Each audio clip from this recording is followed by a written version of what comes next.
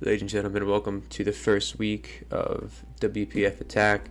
We are here going up against Thunderbug and his team. I openly stated I think his team is by far the best in the league. I don't think his team is no one else's team is close to his team in terms of effectiveness, in my opinion. I think Terra Gouging Fire is insane. And even though Roaring Moon cannot Terra, it is still a beast in Sun and out of Sun. So it seems pretty tough going into. However, we do have a few ways to counteract that in a way. The main plan going into this was our team is pretty bulky, and so we're able to trade some things if possible. If not, plan was to lose. We do have speed advantage. We have the fastest mod on the field being Cinderace, which ties with Roaring Moon, so I guess not technically the fastest, but Roaring Moon can be stopped by Zapdos, Finn, and Annihilate in a way. And Ursaluna, they all have the bulk to trade, and Hatterene, so oh, sorry. A lot of my team has the ability to trade off with my opponent here. But yeah, his team is insane. Terra Gouging Fire could be just Terra Fire in the Sun with Flare Blitz. Absolutely insane damage that'll be coming up. And so this was tough to prep for, especially because I only do have 9 mons, and 2 of them are Fortress and Honchkrow, which are kind of not real. So in reality, I have 7 mons. So it's just going to be a tough one to go in. Actually, 1, 2, 3, yeah, 7 mons. I don't know why I couldn't count. But yeah, Victreeville has also got a Terra, so very interesting. Let's go. Oh my goodness, what is that? Chat. Terrible. So unprofessional, no lie. I don't know if my background music is too loud, but I'm gonna turn it down just slightly. So if it's too loud or if it's too quiet now, my bad. So looking at the lead matchup here, pretty much what I thought would come. I didn't know if Bronzong would come, but it does indeed make sense, as Hatterene is very much punished by it. It lets him get up rocks pretty safely, as I can't really risk bringing in my Magic Bouncer against a Bronzong and get hit by a Heavy Slam or something like that. So these two right here are actually really nice to see, because it means his hitters can't come. However, Gouging Fire and Walking Wake being on the same team along with Roaring Moon is insane. So these 4 here are a huge problem. However, we can realistically deal with it. I did have a Palafin set that I brought. Well, I didn't even go over the sets, did I? I don't even know if I can at this point. It might be a little... I'm not bringing any of those, so don't worry about all that. Thunderbug, yeah, I did remove it. So these are the sets going into it. I ended up with Terra Water, Drain Punch, Stealth Rock, Taunt, Raytrist. It was an original lead. Oh wait, you can't even see it. Chat, what is going on here? Wait a minute here. Yeah, so this is the Ape set. Hatterene, or no, Annihilate, Raytrist, Drain Punch, Stealth Rock, Taunt. Defensive with water, to be able to trade off stuff with Drain Punch and Rage Fist. Racking up chip would be okay, especially against the Bronzong. However, I don't intend to do it very much. It is pretty dangerous to run. Stealth Rock is very good against his team, obviously, because he's got a lot of fire types. Racking up that chip is going to be really important. But this is a pretty simple set. Getting the Terra Water off early could be super useful, which is kind of the plan. However, the lead plan was Palafin, but I didn't get to show off the set in this match, so I'm actually not going to share it. As I think he will definitely make playoffs. If we happen to play again in playoffs, I would like that set to be secret still. Next up was AV Hatterene. This is good because it lets me trade off 1v1 always against the Walking Wake, and it gives me a guaranteed switch into 1 no matter what, and then it forces out and I get a para on something, or I can Drain and Kiss, recover, all that.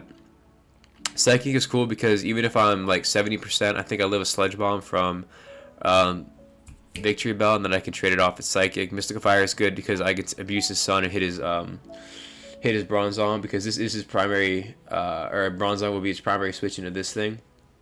He's too afraid to take a Psychic from Torkoal, and so it'll probably be Bronzong, and I'll get a nice solid amount of damage off, assuming he is not Levitate. Cinderace here is banded. Jolly, Pyro Ball, Sucker Punch, Double Edge, U-Turn. Don't intend on clicking Pyro Ball, but if I do, I'm going to miss it. So I'm running Sucker Punch, Double Edge just in case. Pretty simple set. It does outspeed most of his team and does threaten to 2-hit KO or 1-hit KO pretty much everything, especially after rocks go up. Ursaluna's defensive trade here, pretty much here to take a hit back hard. As soon as I get the flame up, it's going to be nice. Drain Punch is just to fill, but the main moves we're looking at are Facade and Earthquake. And Dragalge is intended to potentially trade on a Dragon Pulse against a Walking Wake, Specs, or Scarf, and go ahead and Draco back or Dragon Pulse back, because I don't think he'll risk missing the Draco on Dragalge. Even so, I do live from non-modest Specs Draco with Habanberry here, and so yeah, pretty sick team, minus the Palafin, which you guys cannot see. Obviously, let me go ahead and fix this, dude. Professional content. So look at the matchup. This is Terra preview. I don't know if it'll show. First of all, let's turn the sound off. Turn the noise off. So I don't know if you can see it, but you actually can't. Let me see if I can move that over. Okay, so his Terra types, let's just quickly go over this, are Fire, which doesn't matter. The ones that matter are Ground and Stella. And honestly, guys, I had no idea that Stella was a Terra type until I saw it, and I was like, that's not real. And I googled it. It is in fact real. I'm still not sure what it does. I think it does super effective damage on any other Terra type Pokemon. Pretty interesting bring. I don't necessarily agree with it. I think Terra Ice is just better all around. Hits Zapdos and it hits Dragalge.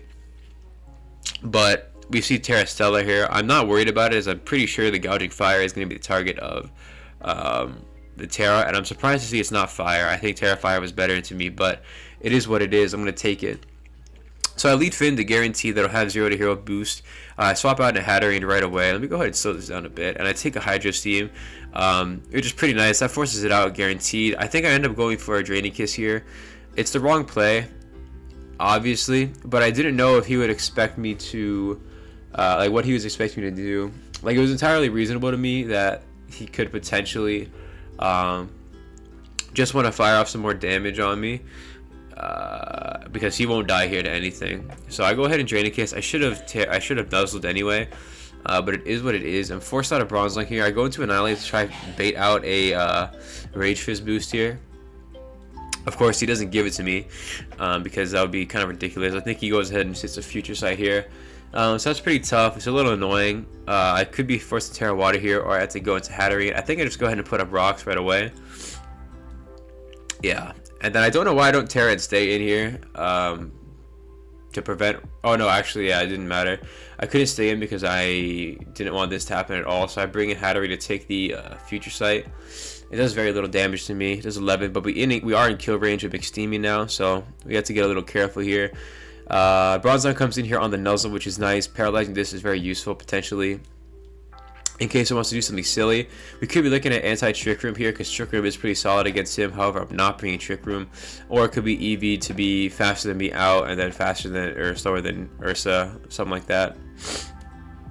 I go ahead and fire for Mystical Fire because we saw the Future Sight play before, and I think he is going to greed for another one, which he does end up doing. So we're going to be taking a -1 Future Sight in the future, and I'm going to go ahead and I think I just click Mystical Fire again when I Draining Kiss, expecting something else to come in here. Not sure what it was. Should have always Psychic there. Kind of selling. I think actually I wanted that because no matter what, it would give me the guaranteed chip to live Walking Wake. But then I go ahead and decide to paralyze this Torkoal here, just to stop it from like bothering me too much. He damages me here, and I take the Future Sight, which means I don't really want to save this. It doesn't really do anything for me anymore, so I go ahead and fire off damage on the Torkoal. Very useful if I get rocks back up, and I just need a little bit more chip to take it out. Getting rid of Torkoal this game, obviously, I don't need to explain why it's very good. It puts me in a way better position in the end game, so I'll take any chip on the Torkoal I can. I bring on my Dragalge because it'll definitely kill off a I think a flip turn. Okay, cool. I read the Bronzong. I was gonna say if I don't read that, I'm kind of terrible, but I do in fact get in here. I bring in my Cinderace because Cinderace is very powerful this game, and I think I go ahead and I just Pyro Ball. Did I sell here? I did Pyro Ball. I should have U-turned or Double Edge there. Actually, I'm pretty down to U-turn to save my HP on the Double Edge. I bring in Ursaluna here on the Gouging Fire. I could have gone into my Wincon set here, but it wasn't the proper time, so I just bring out Ursaluna to trade. This means he's forced out here, and I get a free Facade out on anything. I don't think sacking the Torkoal was the right play, because that guarantees Sun is down in 7 turns. I gotta just stall for 7 more turns. We could be looking at a bunch of different things here. Victory Bell comes in. I think gouging was the move again, but I'm not going to judge it. I'm just going to stay in and prevent it from dragon dancing up and just hit it with the facade anyway. So I bring in Dragalgy because even though this is kind of my trade against Walking Wake, I don't have anything to deal with this. So he goes ahead and he actually Terras the Victory Bell, which I was not expecting. So Terra Stellar comes out here. I don't really know what this does again, but I'm pretty sure if my Terra Pokemon is out, it does crit damage or something like that ridiculous. So I get hit with the Weather Ball, does nothing to me because I am specially defensive vested, and he reveals Life Orb. Pretty good. I don't kill with anything except Draco Meteor, so I go ahead and fire up a Draco. Terra Blast does nothing, and it lowers his special attack and his attack harshly. So I don't really understand. Like, I don't get what the Stellar does. I'm down to learn, but I go ahead and trade off this Terra Victory Bell, which is great for me. Dragalgy is good as a sack here against Walking Wake because it has revealed specs. It'll give me a really good option to get into my Cinderace or my Palafin, depending on the move here. Bronzong comes in here. I just go into my Annihilate. He gets up his rocks for free, which sucks for me because I can't get rid of them. So they're just going to be here. I go ahead and Rage Fist this Bronzong down to just to get rid of it. And because every turn here is fine for me because we're just stalling out Sun. So I'm down to play this little stalling game here. And I guess he's not really too down to go into Walking Wake or anything just yet. So makes sense to me. He can't really be sure of anything. It could be carrying Outrage on this thing. He goes into McSteamy here. I think I just sack on by Dragalgy because it's terrible at this point in the game. And I'm not worried about him subbing or setting up because he's revealed specs already.